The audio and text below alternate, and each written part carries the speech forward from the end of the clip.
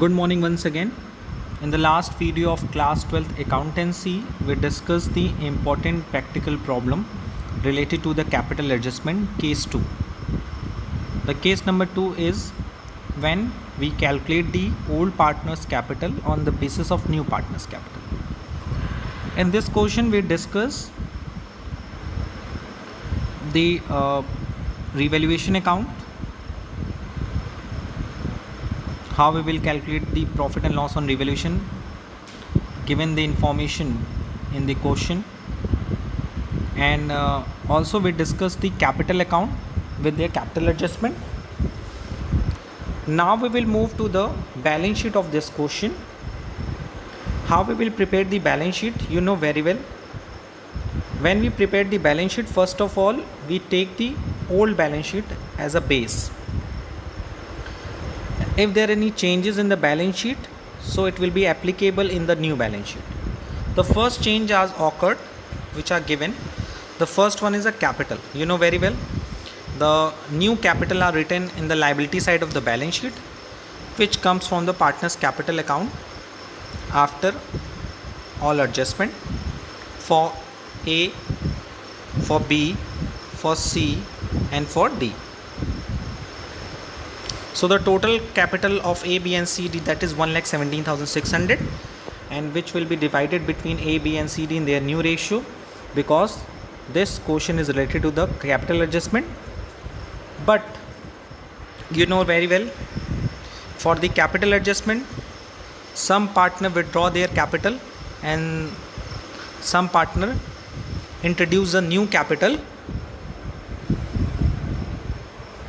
So this will be affect the cash balance of the assets of the balance sheet. How we will calculate the cash balance, you know very well. In the previous balance sheet, you can see the old balance sheet, old balance of cash is 1890. So if any partner bring the capital, so it will be added. If any partner withdraw the amount, so it will be deducted. New partner withdraw the capital as well as goodwill, so both the item are added in the cash column. So how we will show the calculate the amount of cash? Let's take it. The opening balance of cash is 1890. Capital and goodwill brought by new partner, that is 28,770. Capital and goodwill both.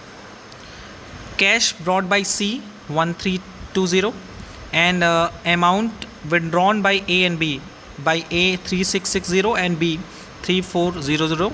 The new balance of cash is 24,920. It will be shown in the asset side of the balance sheet. So the two important part are cleared. How we will prepare the balance sheet. Now we will move to the other part. The first part which are related to the old balance sheet is that you know very well, in the revaluation account, furniture's value will be declined, provision for repair will be established. So this value deducted from the furniture and this value shown in the liability side. Where is in debtor? It is a profit on debtor, bad debts recovered, and this value will be appreciated the value of land and building, so it will value will be added in their land and building account. Okay. And as well as the two important part of this question, that is general reserve. You know very well, in the new balance sheet, general reserve does not written there because it already distributed by old partner in their old ratio, and goodwill is also written off by old partner there. So in the new balance sheet, general reserve and goodwill does not appear. So let's move to the balance sheet. Bills payable, creditor, provision for reserve, cash, debtor, stock, furniture and land and building written down after the considering the point related to the increase or decrease in the value of liabilities and assets. It is a very easy concept. Creditors value, if there is increment and decrement the, so there is no information. तो furniture की value घटी होगी, provision for reserve एक अलग सी liability create हो गई थी, debtor में बैड डेप्स रिकवर्ड हो गया था, सो प्रॉफिट था वो ऐड किया गया होगा, और लैंड एंड बिल्डिंग की वैल्यू भी अप्रिशिएट हुई थी तो वो वैल्यू ऐड कर ली गई होगी एज इट इज़, जैसे हम लोग प्रीवियस क्वेश्चन में करते थे। और उसके after that we total the liability side and asset side of the balance sheet and it will be total tallied. Now we will move to the next part of this question, that is journal entry. You know very well this question is also asking about the journal entry. The first journal entry is related to the journal reserve. You know very well, if there any journal reserve appeared in the books of account at the time of admission of a new partner, so it will be distributed by old partner in their old ratio. So first entry will be related to the journal reserve. When we pass the journal entry, मैंने बताई थी आपको कि तीन mind में रखना है, तीन तरह की जर्नल एंट्री आपको पास करनी पड़ती है. The first entry will be related to the revaluation, sorry item appeared in the balance sheet. जैसे इस क्वेश्चन में जर्नल रिजर्व और गुडविल है, सो उसको अपीयर्ड है, सो डेट्स वाई हम उसको एडजस्ट करेंगे, पहले उसकी एंट्री होगी. दूसरी एंट्रीज होगी entries related to the revaluation account. Assets की वैल्यू बढ़ेगी या एसेट्स की वैल्यू घटेगी, लाइबिलिटीज़ की वैल्यू इंक्रीज़ होगी, लाइबिलिटीज़ वैल्यू डिक्रीज़ होगी, सो उसके बेसिस पे हम लोग जनरल एंट्री पास करेंगे. और तीसरी होती थी नए पार्टनर के एडमिशन, क्योंकि नया पार्टनर आता था तो कैपिटल और गुडविल लेकर आता था, तो कैपिटल उसके अकाउंट में चला था, गुडविल जो ओल्ड पार्टनर अपने सैक्रिफाइसिंग रेशियो में डिस्ट्रीब्यूट कर लेते थे. इस क्वेश्चन में एक सेगमेंट की और एंट्री होगी, क्योंकि in this question you can see कि after the capital adjustment some partner withdraw the amount from their capital and some partner introduce a new capital as their new capital, because after the capital adjustment कुछ partners की जो existing capital थी वो कम थी और कुछ partner की एग्जिस्टिंग कैपिटल ज़्यादा थी. तो जिस पार्टनर की एग्जिस्टिंग कैपिटल ज़्यादा थी वो कैपिटल लेकर आया, विड्रॉ कर लिया, और जिस पार्टनर की एग्जिस्टिंग वैल्यू कम थी वो लेकर आएगा. सो ए और बी की वैल्यू ज़्यादा थी एग्जिस्टिंग कैपिटल की, सो उसको विड्रॉ कर लिया उन्होंने, और सी की एग्जिस्टिंग कैपिटल थी वो कम थी as compare to their new capital, so उसने कैपिटल लेकर आया, तो उसकी भी एक एंट्री होगी. तो इस सिचुएशन में यानी कैपिटल एडजस्टमेंट के केस नंबर 2 में जब भी जनरल एंट्री एग्जाम में पूछेगा तो 4 आइटम से रिलेटेड जनरल एंट्री पास करनी होती है. The first one, item related to the balance sheet, that is goodwill, reserve, accumulated profit, accumulated loss, specific fund, WCR and IFR. Second entry related to the revaluation, that is a profit and loss on the revaluation, increase in the liability, decrease in the liability, increase in the assets, decrease in the assets, as well as ultimate the profit on revaluation or loss on the revaluation. It will be distributed by old partner in their old ratio. The third type of entry which are related to the admission of a new partner, when new partner admitted in a firm, he brings capital and he also brings a goodwill.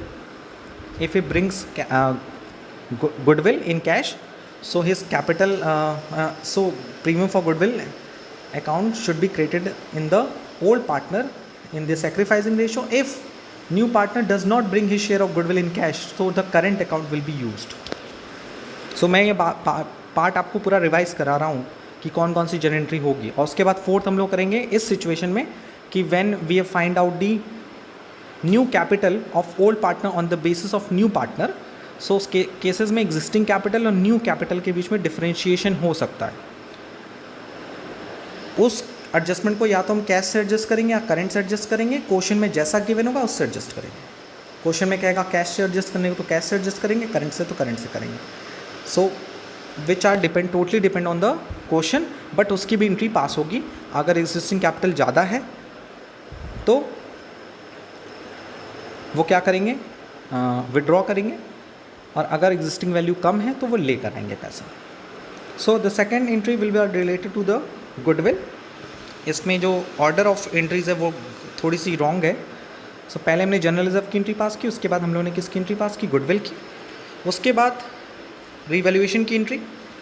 Furniture and provision for reserve पे loss हुआ था, because you know furniture की value decline हुई थी 920 से, and provision for reserve it is an additional liability, so it is a loss, so revaluation account debit to furniture to provision for reserve. The third entry related to the debtor, because unrecorded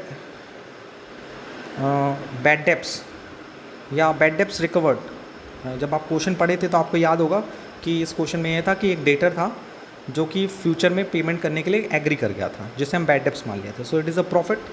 as well as land and building की value भी क्या हुई थी, increase हुई थी, so it will be a profit. So ultimately हमको क्या हुआ था, प्रॉफिट हुआ था रिवोल्यूशन पे 9520 का, उसको मैंने ओल्ड पार्टनर्स में ओल्ड रेशियो में डिस्ट्रीब्यूट कर दिया। The entry will be revolution account debit to A B to C 9520 4080 3400 2040।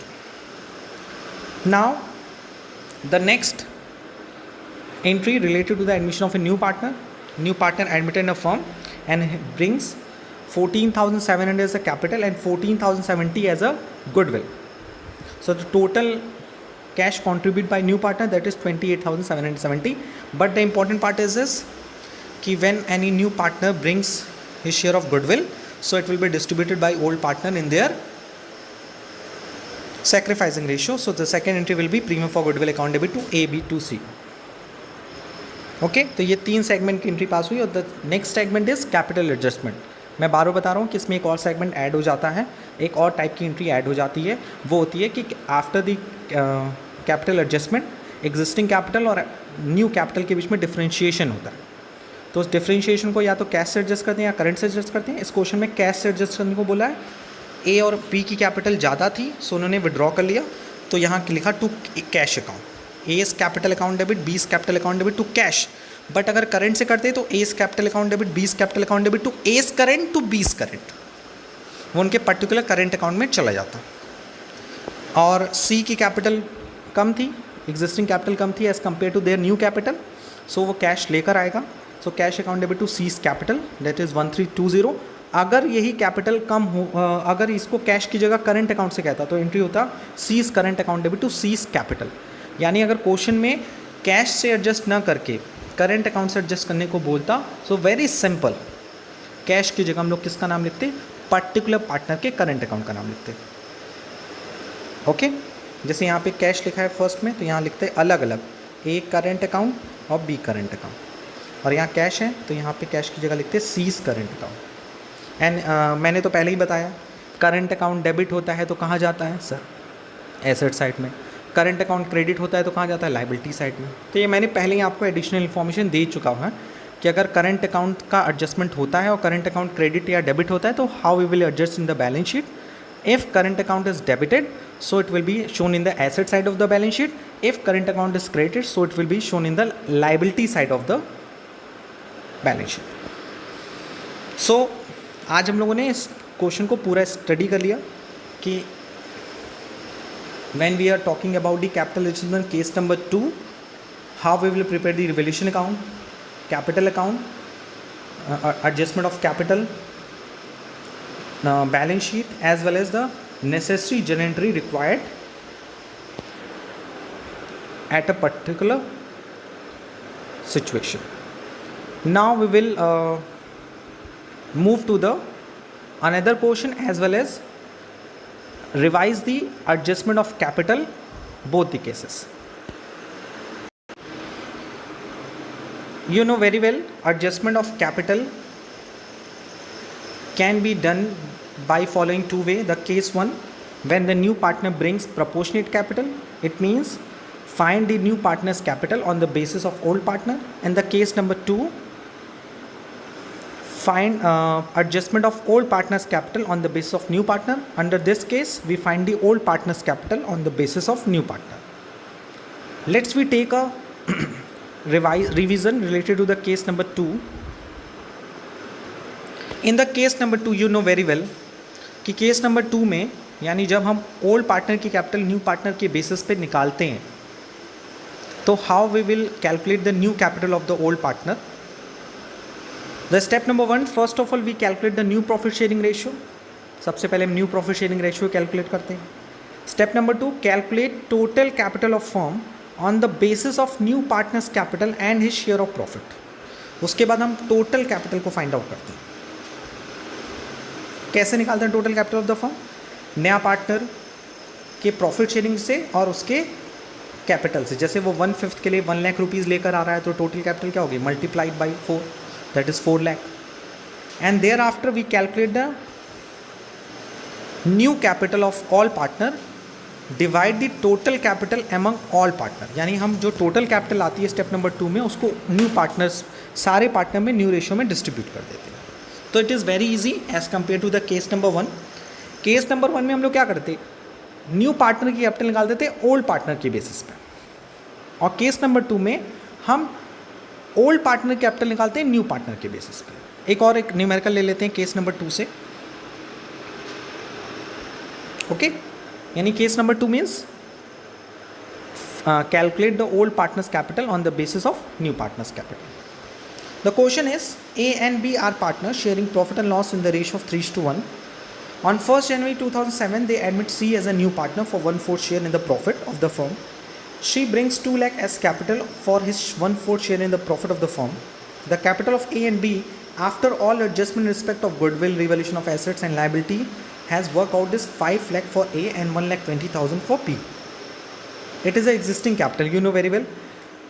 जो कैपिटल A और B की आती है सारा एडजस्टमेंट करने के बाद उसको हम लोग क्या बोलते हैं, एग्जिस्टिंग कैपिटल और capital after all adjustment. It is agreed that partners capital will be according to the new profit sharing ratio.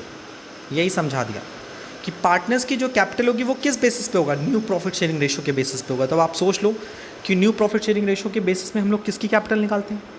Sir ये देखिए पहले ही क्लियर हो गया है, किसी 2 लाख रुपए लेकर आ रहा है 1/4 के लिए, तो ये केस नंबर 1 तो होगा ही नहीं, क्योंकि केस नंबर 1 में न्यू पार्टनर की कैपिटल नहीं दी होती थी. ये डिफ्रेंशिएट करने का आपका तरीका होगा कि अगर क्वेश्चन में न्यू पार्टनर की कैपिटल दी है इसका मतलब केस नंबर 2 है, अगर न्यू पार्टनर की कैपिटल नहीं दी है इसका मतलब केस नंबर 1 है. यानी नए पार्टनर की कैपिटल दे दी और कैपिटल एडजस्टमेंट की बात कर रहा है, इसका मतलब नए पार्टनर के हिसाब से हमें ओल्ड पार्टनर कैपिटल निकालनी है. और अगर नए पार्टनर की कैपिटल नहीं दी हुई है तो उसका मतलब है कि हमें नए पार्टनर की कैपिटल को निकालना पड़ेगा. लेकिन इस क्वेश्चन में नए पार्टनर की कैपिटल गिवन है कि सी आ रहा है 1/4 के लिए, कितना लेकर आ रहा है 2 लाख रुपीज़. ओके, और आफ्टर ऑल एडजस्टमेंट ए और बी की कैपिटल कितनी दी है 5 lakh and 1,20,000. So it is existing capital. और ये भी बता दिया कि जो नई कैपिटल होगी वो किसके अकॉर्डिंग होगी, न्यू प्रॉफिट शेयरिंग रेशियो के अकॉर्डिंग होगी. Calculate the new capital of A B and pass the necessary journal entry assuming A and B brought in or withdrawn necessary cash as make their capital in proportion to their profit sharing ratio. Question में it is very clear कि अगर कोई existing capital और new capital के बीच में differentiation होता है, जैसे हमने प्रीवियस क्वेश्चन में देखा कि डिफ्रेंशिएशन आ रहा था, ए और बी की एग्जिस्टिंग कैपिटल क्या थी, ज़्यादा थी तो उन्होंने विड्रॉ कर लिया, सी की एग्जिस्टिंग कैपिटल कम थी तो वो लेकर आया. सो इसमें भी यही कह रहा है कि अगर ज़्यादा या कम का कोई कॉन्सेप्ट होगा तो आप उसको कैश से एडजस्ट करना है एज इट इज़, जैसे हमने प्रीवियस क्वेश्चन में किया. सो अभी मैंने जस्ट बताया स्टेप क्या क्या होगा. सर ये केस नंबर 2 है तो पहले हम NPSR निकाल लेते हैं, फिर टोटल कैपिटल निकालते हैं, फिर उस कैपिटल को डिस्ट्रीब्यूट कर देते हैं, फिर जर्नल एंट्री पास करेंगे. किससे रिलेटेड, सर बहुत ईजी है जर्नल एंट्री पास करना. कंपेयर करेंगे with their existing capital. Existing capital ज़्यादा है तो विड्रॉ करेगा, एग्जिस्टिंग कैपिटल कम होगा तो विड्रॉ वो करेगा, लेकर आएगा. Okay, now we will move to the question.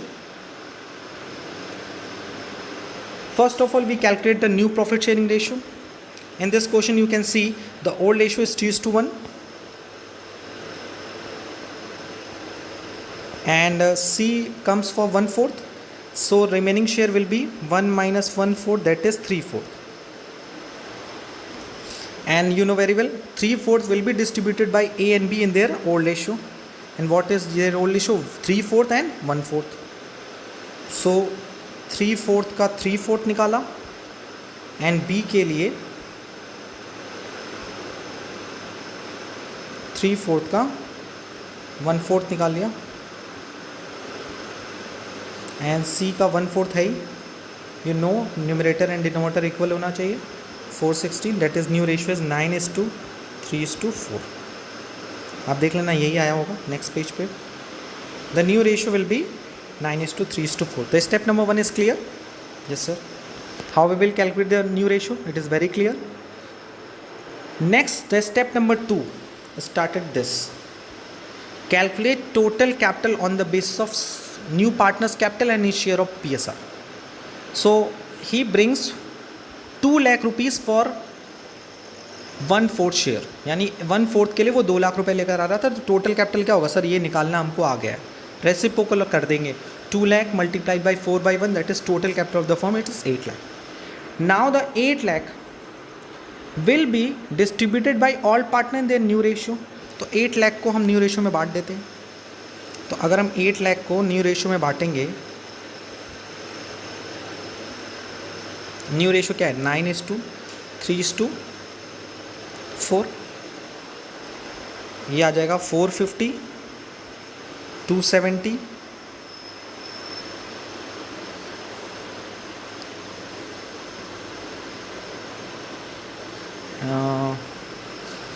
and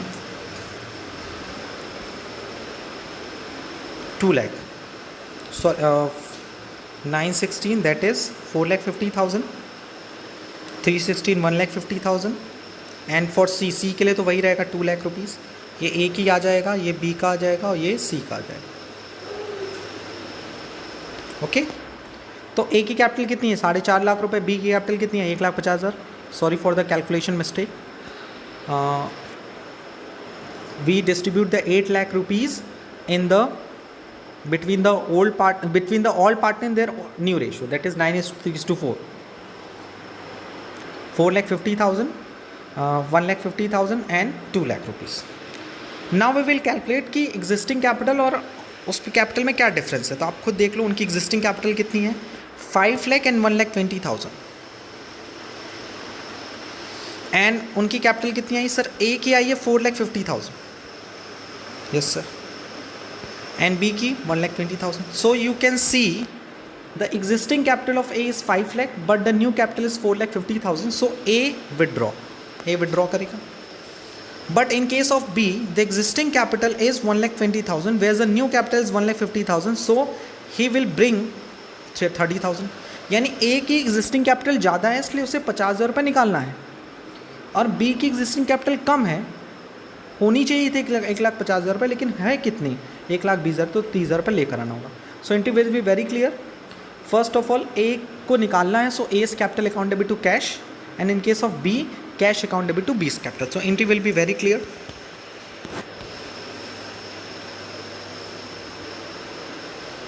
okay ये एंट्री आप भूल जाएंगे डैम श्योर। अगर ये शॉर्ट क्वेश्चन में अगर आता है एग्जाम में तो ये एंट्री भूल जाएंगे और इस पर भी मार्क्स होगा। यू नो वेरी वेल कि सी आ रहा है तो कैश लेकर आ रहा है, कैपिटल लेकर आ रहा है ना 2 लाख रुपए, उसकी एंट्री नहीं पास करोगे। गुडविल लेकर आता है तो गुडविल की भी एंट्री पास करते हैं, cash account debit to C's capital to premium for goodwill. फिर उस गुडविल को ओल्ड पार्टनर में सेक्रीफाइसिंग रेशियो में बांटते हैं। अगर गुडविल लेकर आता है तो 4 एंट्री पास होती है। 2 एंट्री कैपिटल एडजस्टमेंट की, यानी जो ए ने कैपिटल निकाला और बी ने कैपिटल लेकर आया, और सी की पहली एंट्री होती न्यू पार्टनर के एडमिशन से रिलेटेड कि वो आया है कैपिटल गुडविल लेकर आया, गुडविल को डिस्ट्रीब्यूट करते। बट इस क्वेश्चन में खाली वो क्या लेकर आया, गुडविल लेकर आया, सॉरी कैपिटल लेकर आया, तो कैपिटल से रिलेटेड एंट्री पास करेंगे। सो ये चीज़ देखना बहुत ज़रूरी था, यही इसीलिए मैंने इस शॉर्ट क्वेश्चन को लिया भी था कि पहले तो आपका कैपिटल एडजस्टमेंट का कॉन्सेप्ट एकदम क्लियर हो जाएगा और दूसरा कि कौन सी एंट्री आपको पास करनी ज़रूरी है। 2 एंट्री तो पास करनी ज़रूरी related to the capital adjustment, क्योंकि एग्जिस्टिंग कैपिटल ए की क्या है ज़्यादा है तो विड्रॉ कर रहा है, बी की कम है तो वो लेकर आ रहा है, बट सी न्यू पार्टनर आ रहा है कैपिटल लेकर आ रहा है, उसकी भी तो एंट्री पास करनी होगी। सो ये एंट्री भी आपको पास करना ज़रूरी होगा। सो आज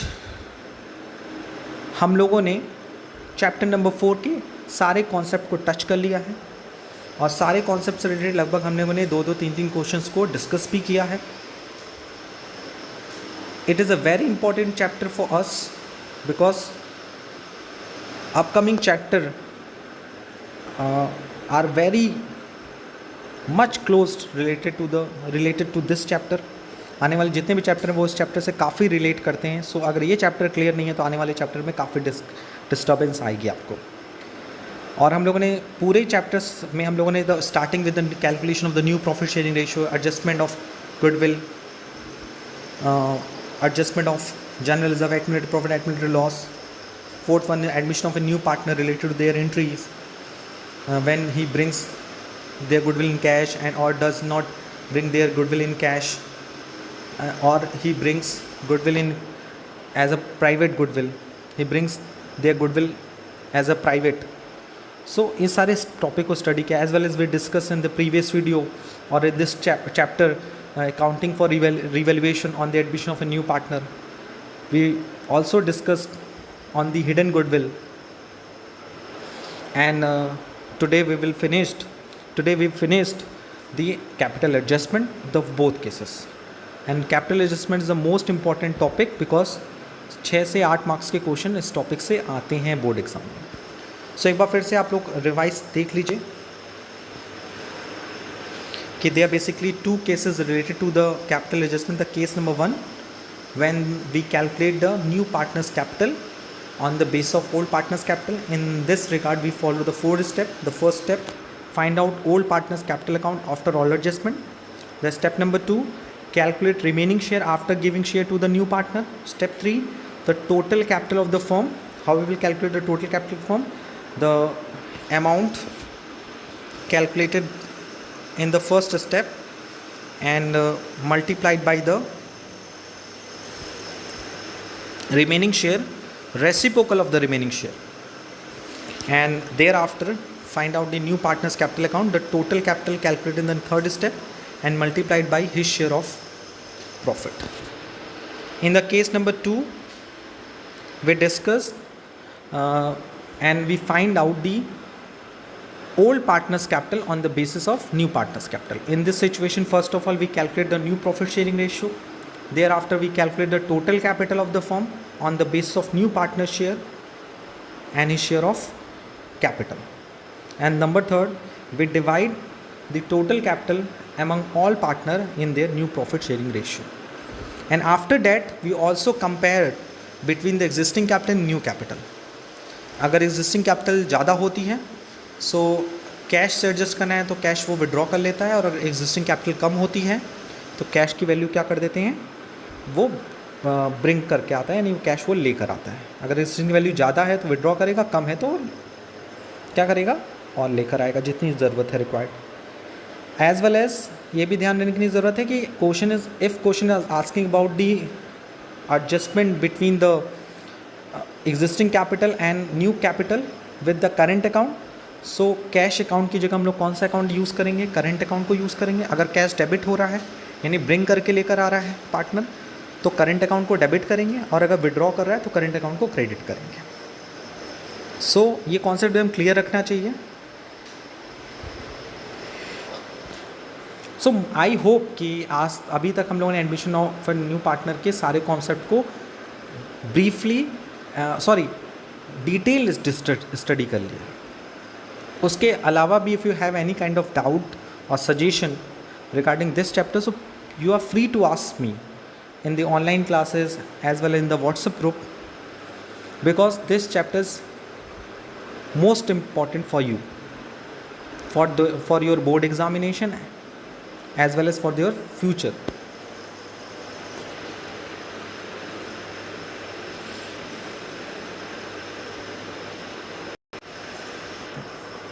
एक बार हम लोग उस पॉइंट पे फिर से मूव करते हैं. हो सकता है कि आपको प्रॉब्लम हो कि एग्जिस्टिंग कैपिटल और न्यू कैपिटल के बीच में अगर कोई डिफ्रेंशिएशन आता है in case of capital adjustment when we calculate the old partners capital on the basis of new partner. So उसमें हम कंपैरिजन करते हैं एग्जिस्टिंग कैपिटल न्यू कैपिटल के बेसिस पे. अगर न्यू कैपिटल एग्जिस्टिंग कैपिटल ज़्यादा होती है तो वो विड्रॉ करता है, और अगर कम होती है तो वो ब्रिंग करके लेकर आता है. सो उस केस में हम तो बैंक अकाउंट को एडजस्ट करते हैं. अगर विड्रॉ करता है तो बैंक अकाउंट क्रेडिट होगा, और अगर लेकर आएगा ब्रॉड करके लेकर आएगा तो बैंक अकाउंट डेबिट होगा. It is very clear. But current account के केसेस में क्या होगा कि जहाँ बैंक अकाउंट को यूज़ करें वहीं करंट अकाउंट को यूज़ करेंगे. देख रहे होंगे कि सपोज़